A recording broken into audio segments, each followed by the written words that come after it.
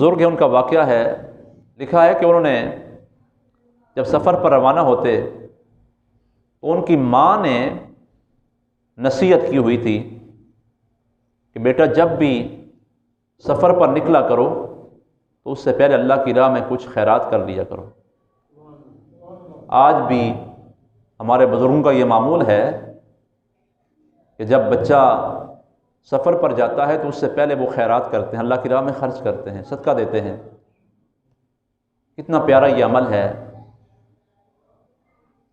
ماں نے اپنے بیٹے کو وصیت کی، نصیحت کی کہ جب بھی سفر پر نکلا کرو تو اللہ کی راہ میں صدقہ دے کر جایا کرو۔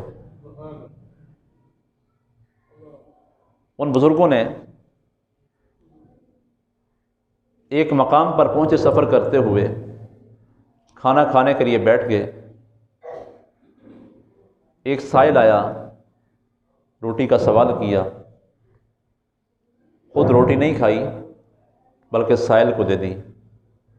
اللہ کے بندوں کی شان ہے، اللہ کے بندوں کا یہ مقام ہے جس کو قرآن نے بیان کیا ہے، وَيُؤْثِرُونَ عَلَىٰ أَنفُسِهِمْ وَلَوْ كَانَ بِهِمْ خَصَاصَةٌ۔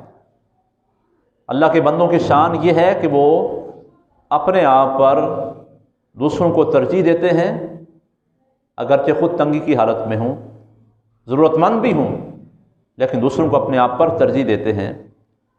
ان بزرگوں نے وہ روٹی اٹھائی اور اس سائل کے حوالے کر دی۔ اب کیا ہوا؟ سفر شروع کیا، جاتے ہوئے راستے میں ایک سانپ ہے، اس سانپ پر پاؤں آیا۔ سانپ نے ڈنگ مارنے کی کوشش کی لیکن ڈنگ نہیں مار سکا۔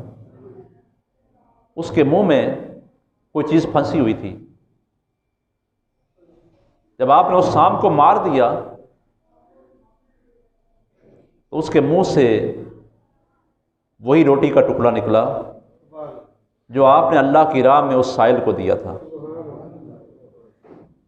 ایک بزرگ کے پاس جاتے ہیں اور سارا ماجرا بیان کرتے ہیں کہ میرے ساتھ یہ معاملہ ہوا۔